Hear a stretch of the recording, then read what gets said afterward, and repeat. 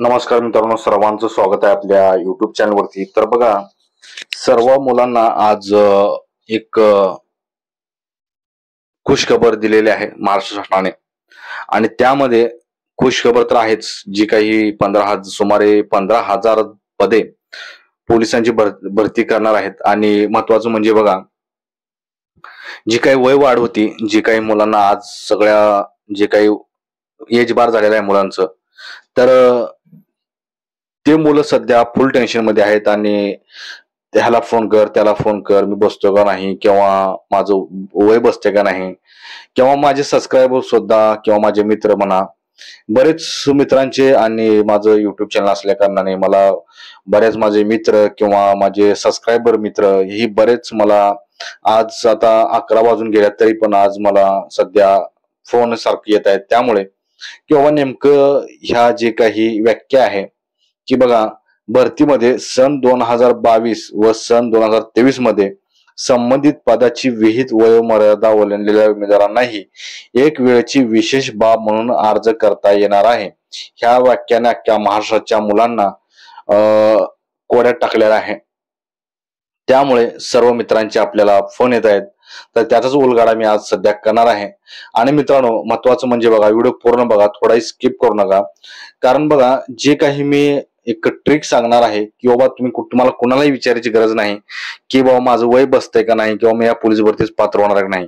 तुमच्या स्वतःच्या मोबाईलवरून तुम्हाला कळणार आहे की तुम्ही या पोलीस भरतीस पात्र होणार आहात की नाही, आणि कुठल्या वयाची मुलं बसणार आहेत, आणि कुठल्या सालाची मुलं पोलीस भरतीला पात्र असणार आहेत, आणि कुठल्या सालचे मुलं ही अपात्र असणार आहेत। तर ह्याची एक ट्रिक आहे, तीच ट्रिक तुम्ही स्वतःच्या मोबाईलवरती बघायची आहे। त्या अगोदर तुम्ही याचा मी थोडा उलगडा करणार आहे, लास्टला मी ती ट्रिक तुम्हाला सांगणार आहे मित्रांनो।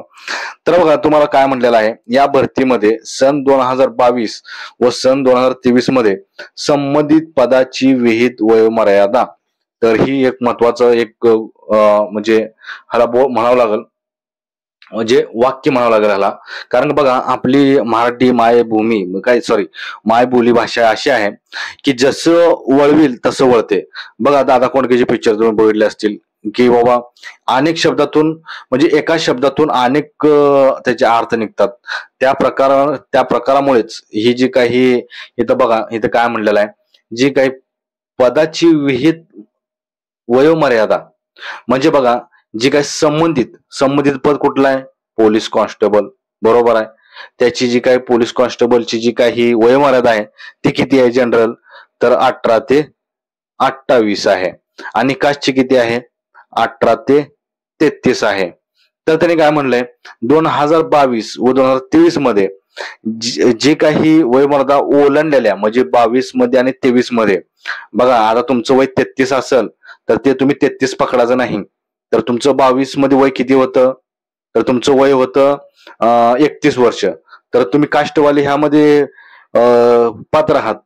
आणि जर तुमचं जे काही आता ओपन वाले 28 वय आहे तुमचं, कधी आता सध्या 2024-25 मध्ये, तर तुम्ही कधीच वय पकडायचं आहे। 2022 मध्ये तुमचं किती वय होतं, आताच सोडा, तुमचं जे काही वय आहे तुमचं 30 असू द्या, 32 असू द्या, 31 असू द्या, परंतु 2022 मध्ये तुमचं वय किती होतं, तो ह्या जी आर नुसार, म्हणजे जे काही पोलीस भरतीचा जी आर आहे 18 ते 28 जनरल, आणि कास्ट किती आहे 18 ते 33, तर तुम्हाला 2022 मधलं तुमचं वय पकडायचं आहे मित्रांनो। ही खूप महत्वाची गोष्ट आहे, कुणाला समजेना झाले नेमकं काय आहे आणि काय नाही। तर आता माझं उदाहरण देतो मित्रांनो, की बघा, माझं जन्मतारीख आहे 4/4/91, म्हणजे 4 एप्रिल 1991, आणि आता माझं वय 12 झालेलं आहे। परंतु ह्या जी आर नुसार मी पात्र ठरवू शकतो। जी आर म्हणण्यापेक्षा जी काही महाराष्ट्र DGIPR, म्हणजे हे अधिकृत संकेतस्थळ आहे, आणि ही एक्स वरती पोस्ट केलेला आहे। तर बघा, याचा मी माझं उदाहरण स्वतः देतो, म्हणजे तुम्हाला समजून येईल। किंवा 2022 सन आणि 2023 मध्ये ज्या ह्या विहित, म्हणजे संबंधित पद कुठलं आहे, पोलिसाचं विहित वयोमर्यादा ओलांडलंय, त्या उमेदवारांना एक विशेष वेळची संधी म्हणून देण्यात यायला लागलाय।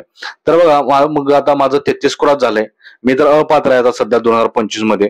परंतु हे काय त्यांनी दिलेलं आहे, 2022 सन आणि 2023 मध्ये जी काही विहित ओलांडलेले आहे तर माझं 2022ला वय किती होतं, तर माझं 31 वय होतं.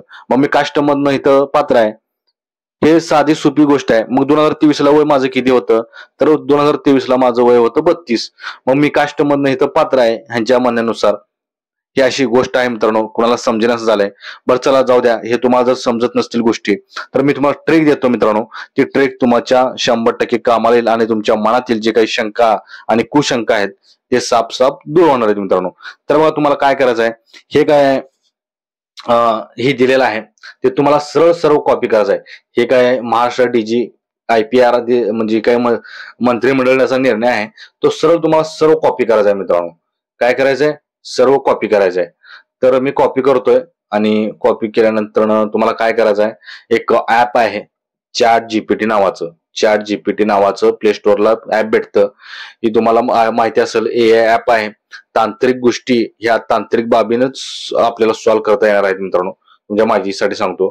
तर ही तुम्हाला काय करायचं आहे, पूर्ण कॉपी करायचं आहे. ही काय आहे, महाराष्ट्र पोलीस दलातील शिपायांची सुमारे 15,000 सुमारे पदे भरण्यात येणार आहेत. हे तुम्हाला सर्व ह्या सहभागी होता येणार आहे.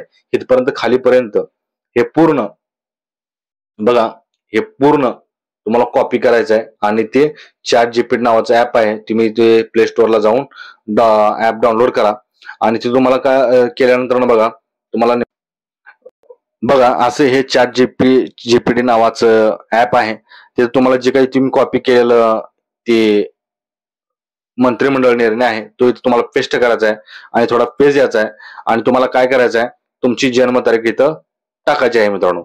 समजा आता माझी जन्मतारीख काय आहे, 4 एप्रिल म्हणजे 04/04 आणि साल जो आहे तो 1991 आहे मित्रांनो.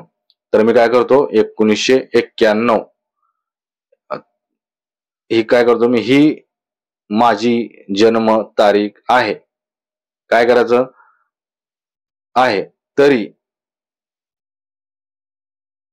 या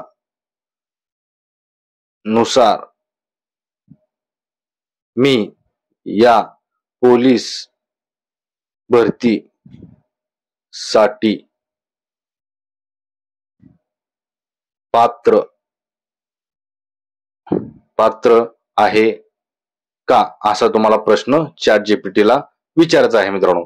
कारण का चॅट जीपीटी असे आहे की तुम्हाला साधा तुमची इंजिन जरी बंद पडलं, तर तुम्ही जर सांगितलं की असं असं माझं कार्बोरेटर बंद पडलंय आहे किंवा समजा तुमचं पंक्चरच झाली गाडी, तर पंक्चर कसं काढू किंवा अनेक बाबी तुम्हाला काय करायचं आहे, तर ती गोष्ट सगळ्या तुमच्या सॉल्व्ह करत चॅट जीपीटी सर्व मार्गदर्शन करतं. तशीच एक तांत्रिक बाब आहे ही. त्यामुळे तुम्ही ही ट्रिक वापरून बघा. कारण बऱ्याच व्हिडिओमध्ये सध्या बघत आहे मी की सर्व चुकीचं सांगत आहेत. कारण का त्यांना पण त्यांच्याकडे पण GR नाही आणि कुणाकडेच नाही. सर्व आपापल्या मनाच्या गोष्टी सांगत आहेत. त्यामुळे मी तर माझ्या मनाची गोष्ट सांगितलीच, परंतु तांत्रिक सुद्धा बाब मी तुम्हाला करून दाखवत आहे. बघा बघा आता नेमकं काय, हा मी प्रश्न विचारला की बाबा माझी जन्मतारीख अशी अशी आहे, तर मी या पोलीस भरतीस पात्र आहे का, असा मी त्यांना प्रश्न विचारलाय. तर त्यांचं उत्तर काय आलंय चॅट जीपीटीचं बघा. हो, तुमच्या दिलेल्या जन्मतारखेनुसार 4/4/1991 तुम्ही साधारण वयोमर्यादेनुसार 2024-25च्या पोलीस शिपाई भरतीस पात्र नसता. पण यावेळेस सरकारने बघा, हा खूप महत्वाचा प्रश्न आहे. यावेळेस सरकारने 2022 आणि 2023 मध्ये वयोमर्यादा ओलांडलेल्या उमेदवारांना एक वेळेची विशेष सवलत दिली आहे. हे महत्वाचं आहे मित्रांनो.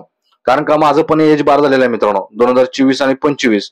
बघा मग त्यांनी सरळ सरळ वर व्याख्या केलेली आहे.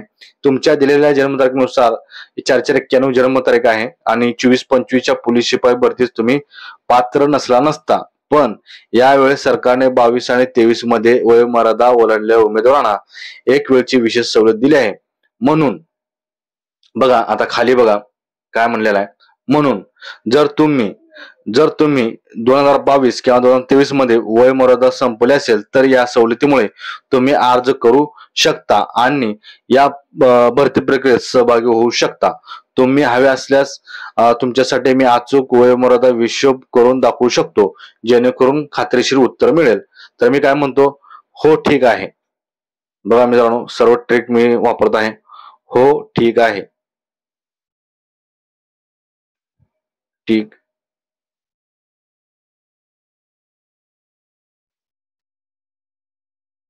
तर बघा त्यांनी तेच सांगितलेलं आहे की बाबा सामान्य प्रवर्गासाठी वयोमर्यादा किती आहे, 18 ते 28 आहे आणि आरक्षितचे जे आहे ते 18 ते 33 आहे आणि तुमची तर तारीख 4/4/91 आहे, म्हणजे तुमचं 2022 मध्ये वय 31 होतं आणि 2023 मध्ये तुमचं वय 32 होतं.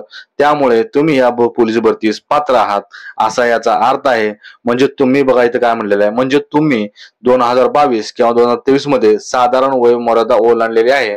या वर्षी 2024-25 सरकारने अशा उमेदवारांसाठी एक वेळची सवलत दिली आहे. त्यामुळे तुम्ही या भरतीसाठी पात्र आहात मित्रांनो.